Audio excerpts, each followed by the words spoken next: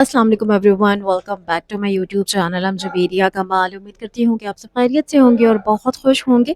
अल्हम्दुलिल्लाह इस वक्त मैं मौजूद हूँ जी मदीनातुल मुनव्वरा और आपको एक बहुत ही ऐसे होटल का रूम टूर करवाने वाली हूँ जो कि हरम के बहुत करीब है। और आप जैसे ही इस होटल से बाहर निकलेंगे, मस्जिद गमामा आपको बिल्कुल सामने नज़र आएगी। मस्जिद नबवी के 310 नंबर गेट के बहुत पास है ये। किस तरफ है, कैसा है और क्या इसका एनवायरनमेंट है, क्या एम्बियंस है और किस तरीके का रूम है, ये सारा आज की वीडियो में देखते हैं इंशाल्लाह। तो अगर अभी तक आपने मेरे चैनल को सब्सक्राइब नहीं किया तो लाजमी सब्सक्राइब कर दीजिएगा, बेल आइकन भी ज़रूर प्रेस कर दीजिएगा। चलिए जी वीडियो शुरू करते हैं। सबसे पहले बाहर चलते हैं और उसके बाद रूम टूर करते हैं इंशाल्लाह। आपको नज़र आ रही है, ये है जी मस्जिद गमामा और उसकी दूसरी गली में ये होटल है रुआ ग्रैंड होटल। बिल्कुल करीब है, बहुत ही करीब है। मतलब कि इस बस के पीछे जो मीनार नज़र आ रहा है, पता नहीं ये बस रुकेगी या चलेगी। तो ये मस्जिद गमामा है और बिल्कुल मस्जिद गमामा वाली गली में है रुआ ग्रैंड होटल।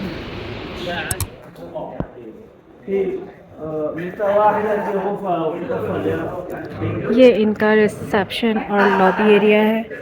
यहाँ पर ये इस तरीके से है और यहाँ पे भी छोटा सा सिटिंग एरिया है। इनके लिफ्ट देखें कितनी प्यारी है, बिल्कुल बाब मस्जिद नबवी बनाए हुए हैं, खूबसूरत। मैंने अभी तक ऐसी लिफ्ट नहीं देखी। बहुत पतली सी लग रही है लेकिन ऐसी लिफ्ट नहीं देखी मैंने।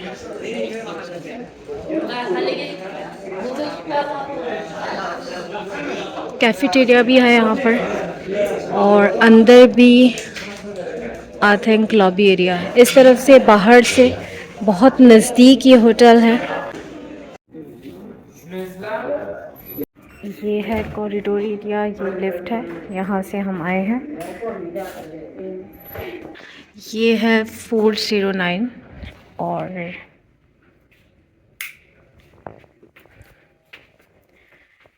ये है 4 बेडरूम। जैसे ही हम एंटर होंगे यहाँ पर सबसे पहले वॉशरूम है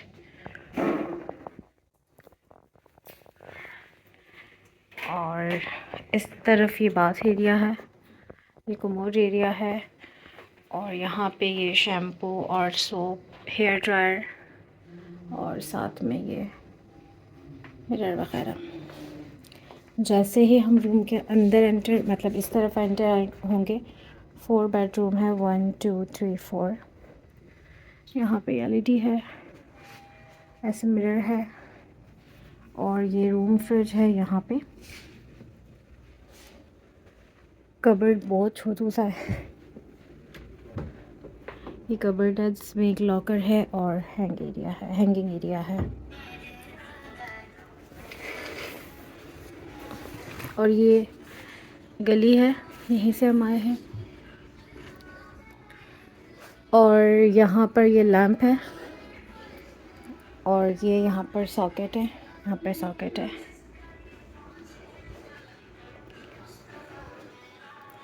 इस तरफ भी सॉकेट है। तकरीबन मक्का मदीना के हर होटल पर आप ये नोटिस देखेंगे जहाँ पर लिखा होता है कि हॉट प्लेट या जो छोटा सिलेंडर होता है या सिगरेट या कोई भी शीशा वगैरह इस तरीके की चीज़ें बिल्कुल अलाउ नहीं होती हैं। और वो अलाउ क्यों नहीं होती हैं? क्योंकि लोग उसकी जितनी चीज़ें हैं उसका ख़्याल नहीं रखते हैं। जैसे कि फ़ॉर एग्ज़ाम्पल अगर हॉट प्लेट पे कुछ बना रहे हैं या कुछ कर रहे हैं तो रूम बंद होता है, जिससे अलार्म बजने लगता है। आपने बहुत सारी चीज़ों का ख़्याल रखना होता है और सॉकेट्स का ख़्याल रखना होता है, लोग वो ख़्याल नहीं रखते हैं। इस वजह से होटल्स में ये चीज़ें अलाउ नहीं होती हैं। अल्लाह ना करे कुछ भी ऐसा यूज़ करने से कोई भी नुकसान होता है तो वो आपको भरना पड़ता है और बहुत ज़्यादा फ़ाइन होता है।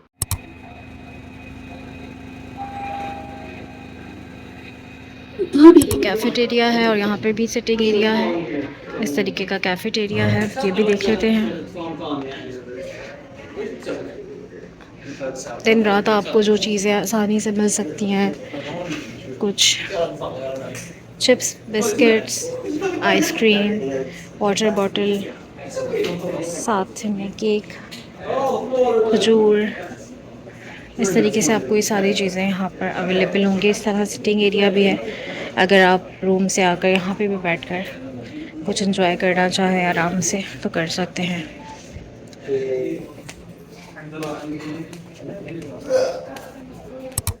इस होटल का नाम रुआ ग्रैंड होटल और रुआ तैबा होटल है। 310 नंबर गेट मस्जिद गमामा की बिल्कुल जो सीधी गली जाती है वहीं पर ये होटल मौजूद है। अच्छा, होटल के बारे में कुछ चीज़ें मैं आपको क्लियर कर देती हूँ यहाँ पर। जब भी हम होटल चूज़ करते हैं मक्का या मदीना में, कुछ चीज़ें ऐसी होती हैं जैसे कि फॉर एग्ज़ाम्पल अगर आपने बहुत अच्छा एम्बियंस चाहिए है, बहुत अच्छा एनवायरनमेंट चाहिए है, रूम बहुत स्पेशियस चाहिए हैं, तो फिर आपको, और अगर आपको सस्ता भी चाहिए है तो आपको हरम से दूर जाना पड़ता है, यानी कि शटल सर्विस होटल्स में। करीब जो होटल्स होते हैं उनके अंदर ज़्यादातर यही करते हैं। अब आप देखिए ये 4 बेड का रूम है, ठीक है?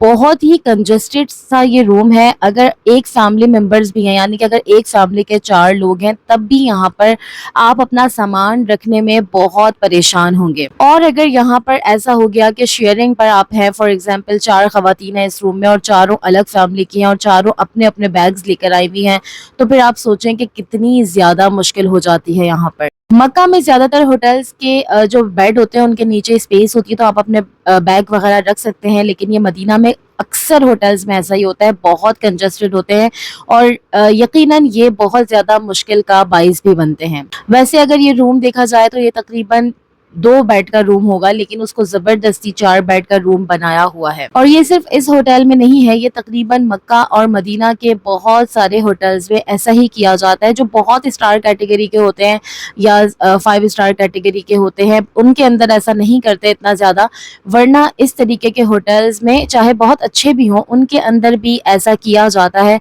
कि अगर 2 बेड्स का रूम है तो उसको 4 बेड का रूम कर देंगे, ज़बरदस्ती बेड जो है वो ऐड कर देते हैं। अब आपको देखना है कि आप किस चीज़ पर कॉम्प्रोमाइज़ कर सकते हैं। अगर आप हरम से दूर जाएँगे, यानी कि आप शटल सर्विस पर जाएँगे और वो आपको रीज़नेबल में मिलेगा, लेकिन उसमें आपका टाइम बहुत ज़्यादा वेस्ट होता है। फैमिली मेंबर अगर आप ज़्यादा हैं, बहुत टाइम लगता है, आपका बहुत टाइम वेस्ट होता है। आप सबको एक साथ जाना, आना करना पड़ता है, शटल की ख्वारी करनी पड़ती है।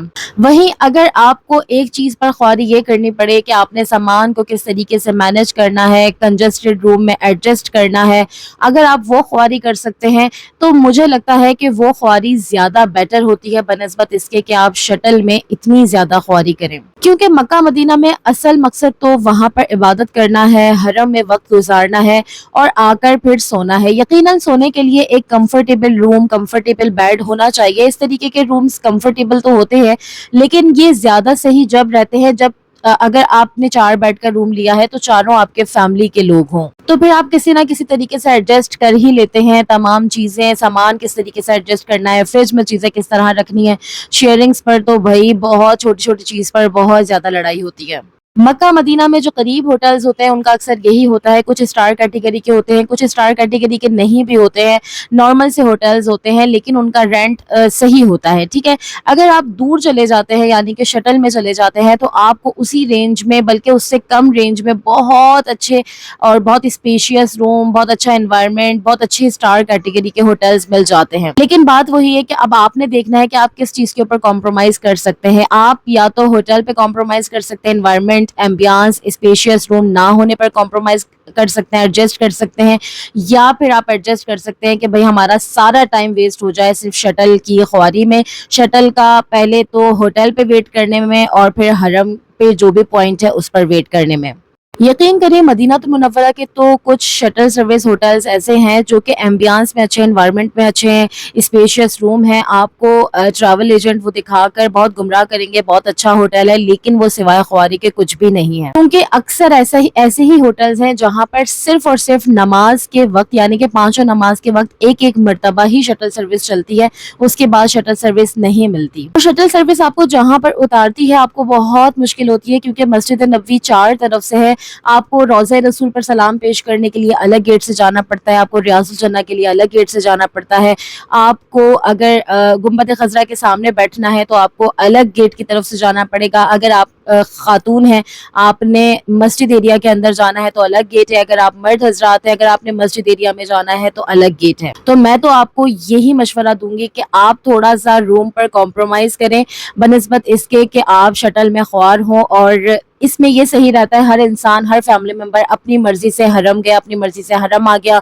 किसी को तहज्जुद में जाना है, किसी को फजर में जाना है, किसी को ज़हर में जाना है, मतलब सबकी अपनी टाइमिंग्स, अपनी रूटीन बनाकर बहुत आसानी से आप एडजस्ट कर सकते हैं। बस थोड़ी थोड़ी चीज़ों पर कॉम्प्रोमाइज़ करना पड़ता है। बात यही है कि अगर आप साहिब इस्तात हैं और आप 7 स्टार 5 स्टार होटल अफोर्ड कर सकते हैं तो ठीक है, लेकिन अगर आपने किसी ना किसी चीज़ पर अपने फाइनेंशियल इश्यूज़ की वजह से, अपने बजट की वजह से कॉम्प्रोमाइज़ करना है तो फिर ज़्यादा बेटर ये है कि आप रूम पर और होटल पर कॉम्प्रोमाइज़ कर लें, लेकिन शटल पर और ख्वारी पर बिल्कुल भी कॉम्प्रोमाइज़ ना करें। अगेन कहूँगी, इस तरीके के रूम जब भी ज़्यादा बेटर होते हैं जब आप अपने फैमिली मेंबर्स के साथ होते हैं, क्योंकि शेयरिंग पर ये बहुत ज़्यादा प्रॉब्लम करते हैं, बहुत ज़्यादा। और हर चीज़ रखने के लिए आपको बड़ा इशू होता है, फ्रिज में चीज़ें रखने के लिए इशू होता है, बैग्स रखने के लिए इशू होता है, इवन के मोबाइल चार्ज करने के लिए, मतलब कि हर चीज़ के लिए आपको बहुत ज़्यादा इश्यूज होते हैं। तो सारे प्रोज एंड कॉन्स मैंने आपको इस होटल के अलावा भी तकरीबन बता ही दिए हैं। अच्छा, यहाँ पर एक बात क्लियर कर दूँ, मैं तकरीबन हर रूम टूर के वीडियो में ये बात कहने की कोशिश करती हूँ कि बहुत सारे कमेंट्स फिर ऐसे आते हैं कि भाई रेंट बता दें। देखिए, पहले यहाँ पर समझने की बात है, एक वीडियो होती है कि मतलब होटल की डिटेल है, ठीक है? एक वीडियो है रूम टूर वीडियो। उसका मतलब ये होता है कि भई ये होटल है, ये लोकेलिटी है, ये एनवायरनमेंट है, ये एम्बियंस है। अगर आप चाहें या आपके मतलब बुक हो चुका है, अगर आपके ट्रैवल एजेंट की तरफ से आपको ये होटल मिल रहा है, आप पहले से देखना चाह रहे हैं, किस तरफ है, क्या है, आपका ट्रैवल एजेंट आपको सजेस्ट करता है कि भई ये होटल हमारे पास मौजूद है, तो आपको एक आइडिया हो सके। अच्छा, होता क्या है कि रेंट बताना कोई मुश्किल नहीं है, लेकिन मैं पहले 2-3 वीडियोज़ में ये एक्सपीरियंस कर चुकी हूँ कि मैंने रेंट बताया, उसके 6-8 महीने बाद कमेंट आया कि हमने तो हम आपकी वजह से चले गए और जाकर पूछा और वो तो बहुत महँगा है और ऐसा है।